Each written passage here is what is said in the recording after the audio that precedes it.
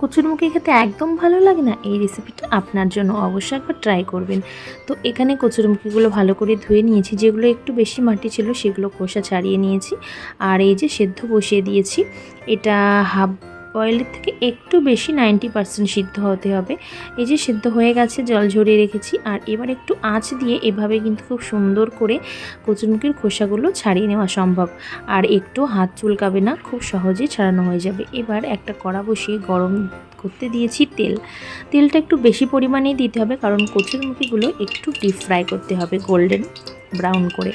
তো এই যে কচুরমুখীগুলো সব দিয়ে দিলাম ভাজা করার জন্য। আর এটা আমি ভালো করে ভেজে নেব। এই যে গোল্ডেন ব্রাউন কালার হয়ে এসেছে, এই কচুরমুখীটা দারুণ সুন্দর কিন্তু ভাজা হয়ে গেছে। এবার এটা নামিয়ে নেব। এখানে কিছু মশলা করার জন্য নিয়েছি একটা টমেটো, কিছুটা কাঁচা লঙ্কা, আর কিছুটা পরিমাণে আদা, আর একটা বড় রসুন। আর আমি নিয়েছিলাম 500 গ্রাম কচুরমুখী। তো এই যে এবার আমি ভালো করে পেস্টটা করে নেব। আর খুব সুন্দর করে আমার এদিকে কচুরমুখী ভাজা হয়ে গেছে, এগুলো তুলে নিয়েছি একটু ঠান্ডা করে। তারপরে এই যে মশলাটা মিক্সারও করা হয়ে গেল। মশলাটা কিন্তু একটু থকথকে হয়েছে, কোনো জল অ্যাড করার কোনো প্রয়োজন নেই এখানে। তারপরে কচুরমুখীগুলো একটু আমি স্লাইস করে কেটে নেব।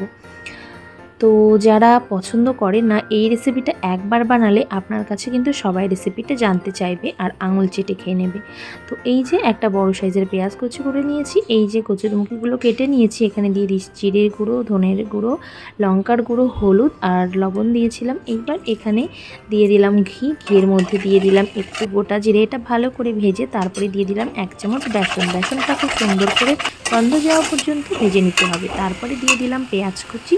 পেঁয়াজটা গোল্ডেন ব্রাউন হয়ে আসলে তারপরে দিতে হবে মশলাটা ভালো করে ঘি ছেড়ে দিতে হবে এখানে কচুরমুখির এই সুন্দর রেসিপিটা।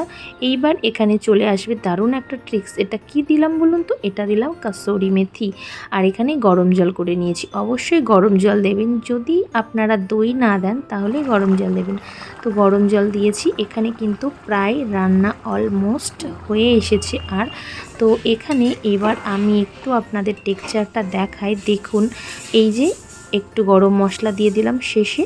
তো হয়ে গিয়েছে কিন্তু রান্নাটা অলমোস্ট ডান। এবার কিন্তু সার্ভ করতে হবে। এটা জাস্ট গরম ভাতের সাথে, লুচি রুটির সাথে মুখে দিলেই মিলিয়ে যাবে। আহা, এর স্বাদ যে মুখে লেগে থাকবে। অবশ্যই আজ এটা ট্রাই করুন। কেমন লাগলো কমেন্ট করে জানাতে ভুলবেন না। নতুন বন্ধুরা অবশ্যই চ্যানেলের সাথে জুড়ে ভালো থাকবেন। টাটা।